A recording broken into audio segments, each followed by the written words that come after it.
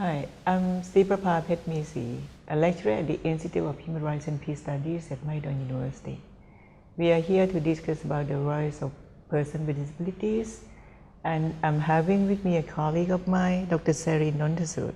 Hello, I'm Seri Nontasud. I'm the representative of Thailand to the ASEAN Intergovernmental Commission on Human Rights. I've been in this position since 2013, and I'm now leading a project to mainstream the rights of persons with disabilities in the ASEAN community. Glad to be here. Very happy to have you here.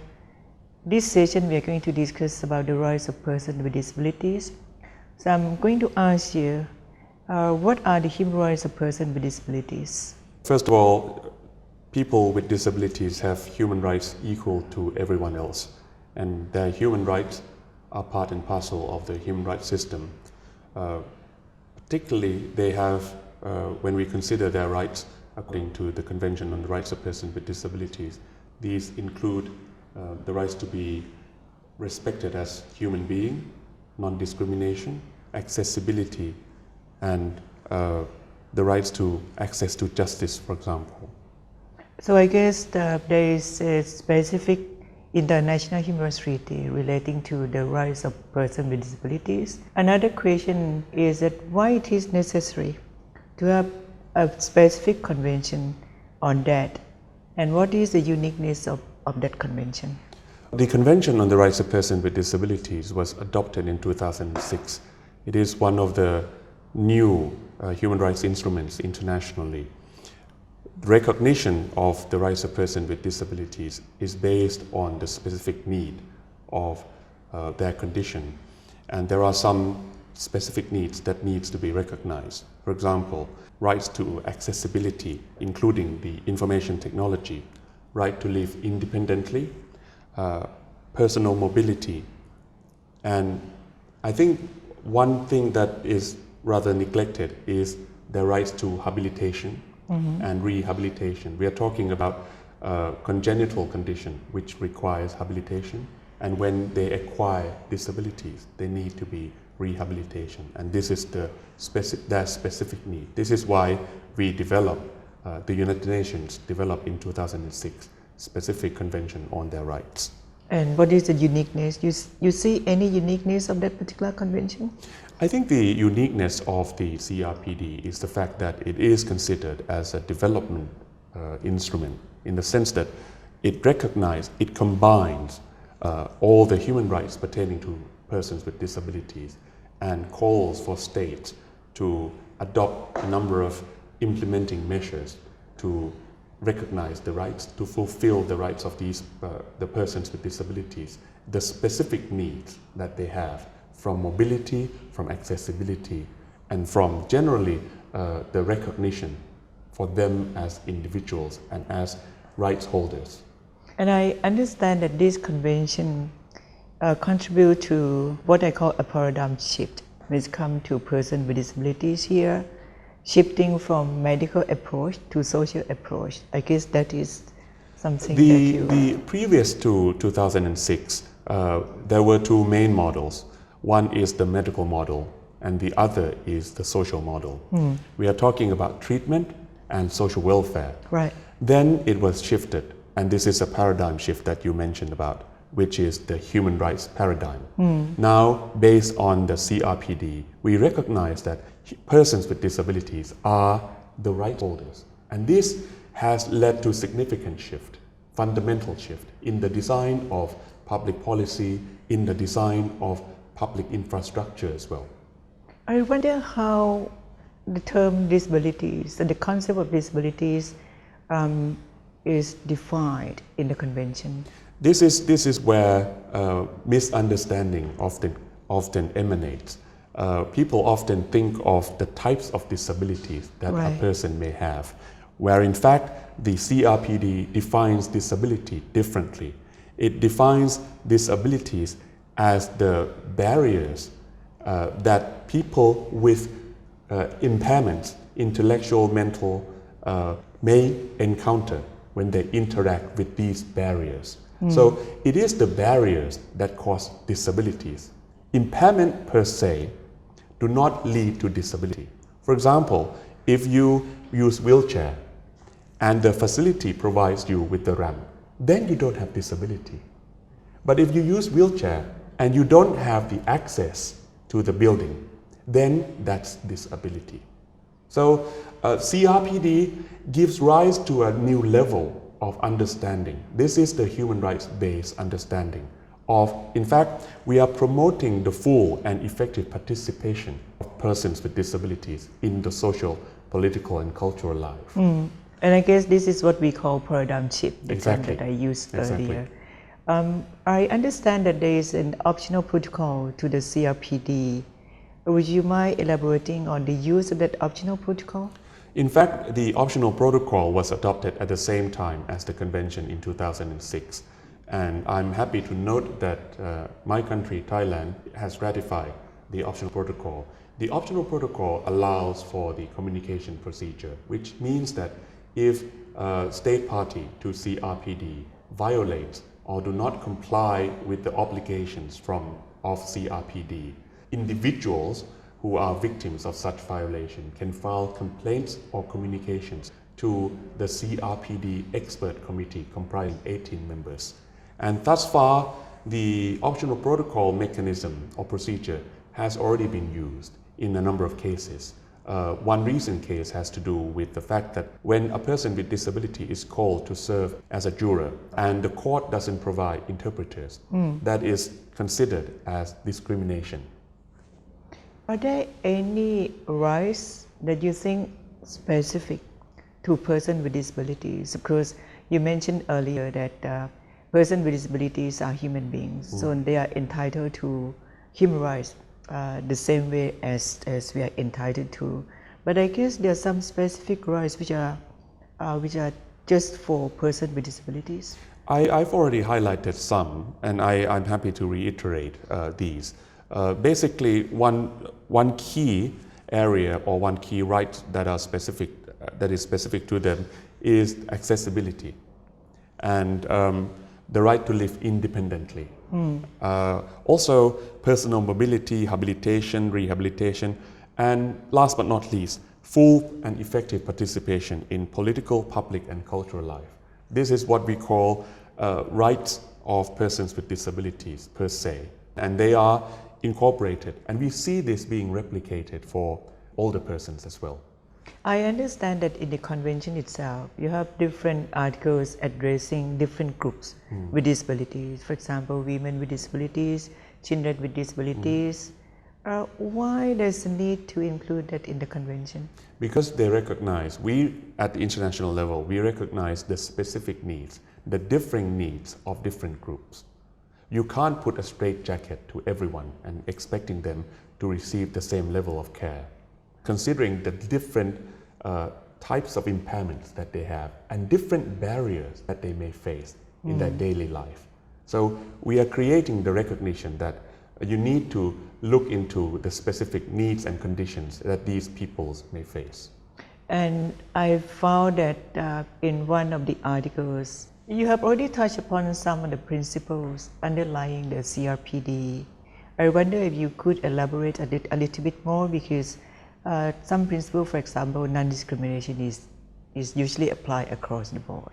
But there might be some which are, again, unique or specific to persons with disabilities here. Within the field of human rights, we recognize that under the principle of non-discrimination, which is generally applicable as a human rights principle, there is a unique principle for persons with disabilities, and that is called reasonable accommodation. The principle of reasonable accommodation requires that specific adjustment or modification is made for the specific needs of the persons with disabilities, like in the case of the jury duty that they are called to serve. In Australia, for example, you need to make reasonable accommodation. The fact that they can't speak, you have to provide them with interpreters. And that is a kind of reasonable accommodation that is specific to them, that is not overly burdensome. And I guess this comes with specific rights that we mentioned earlier as well, right? Now we come to South Asia, to ASEAN.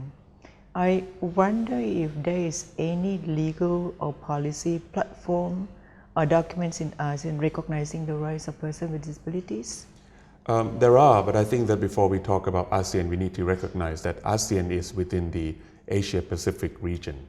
And within Asia-Pacific, we need to recognize the fact that this region, with the diverse amalgamation of countries, ESCAP, a branch of UN here, has developed the Incheon strategy for the overall region. And that has been used as guidelines, guiding principles for all the Asia-Pacific member states or countries.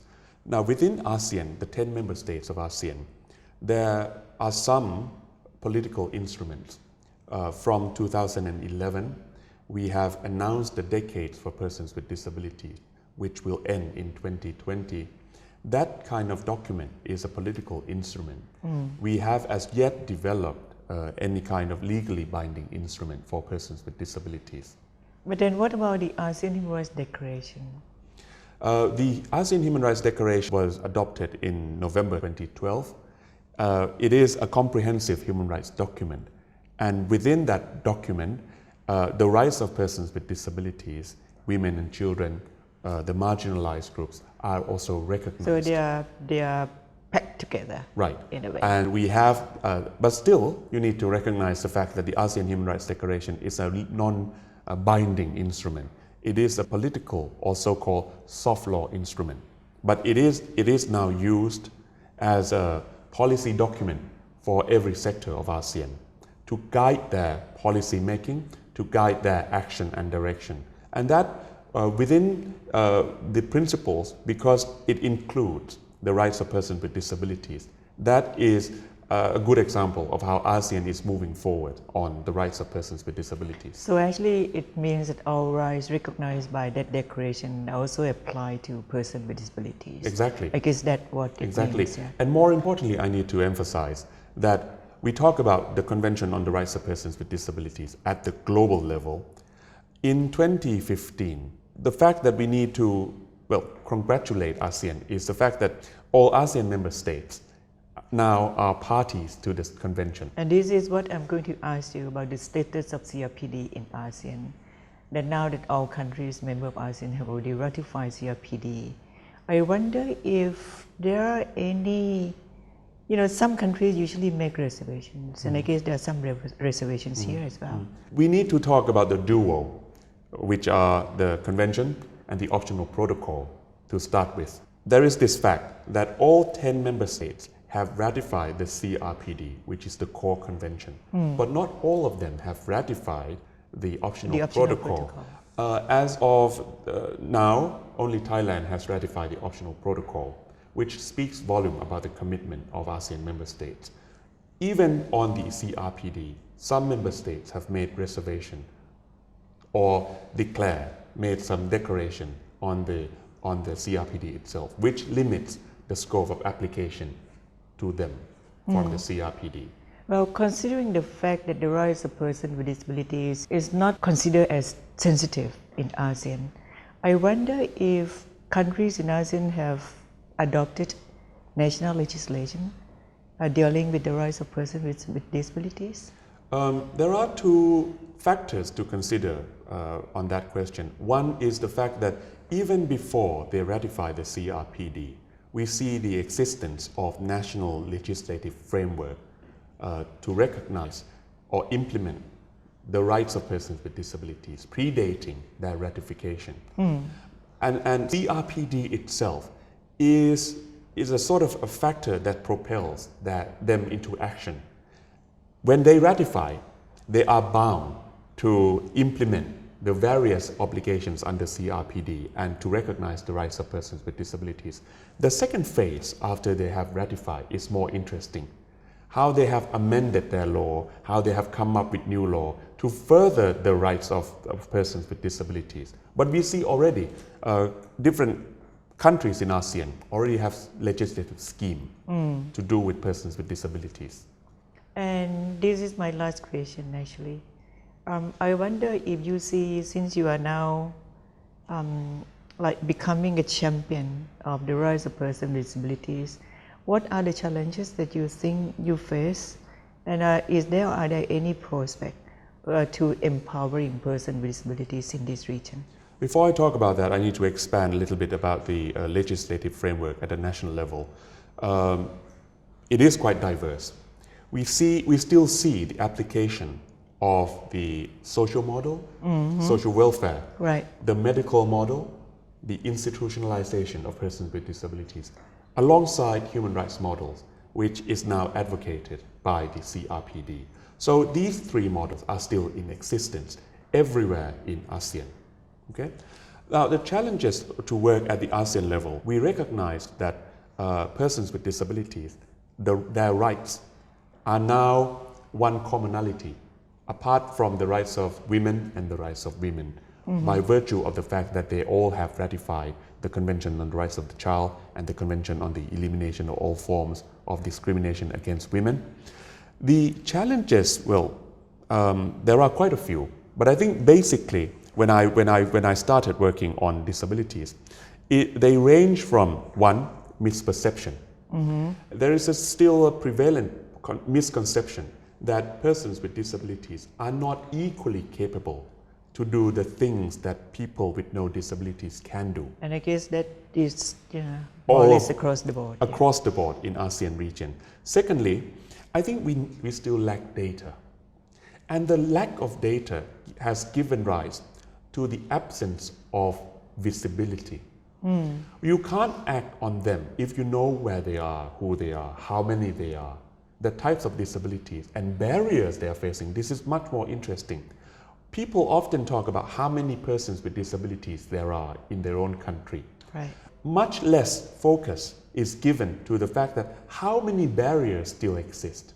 If you look at buildings, how many buildings have not made accessibility for persons with disabilities? And this is the second challenge that I think I have faced, the lack of data and visibility. The third challenge that we need to surmount is the fact that ASEAN is highly pillarized into three pillars, into three communities, and they work in silo. And the silo means that people are very focused on their mandate, and they don't see the relevance of their mandate with persons with disabilities who are ASEAN citizens and who are at the center of the community, because ASEAN say that we are the people-oriented and people-centered community, and they are one of our fellow ASEAN citizens. The fact that ASEAN work in silo means that they often lack relevance. They don't see that they pertain to persons with disability. For example, often people think that persons with disabilities are attached to the Pillar 3, the ASEAN socio-cultural community, and not to Pillar 1 on political area and Pillar 2 on economic community. In fact, they are agents, political agents. They have the right to vote. They have the right to become politicians. On Pillar 2, they can be entrepreneurs as well. This is the challenge that we are working on at the moment by mainstreaming the rights of persons with disabilities across the three pillars of ASEAN. And I guess that is part of the vision of ASEAN to mainstreaming human rights as well. Exactly. So thank you very much. Thank you.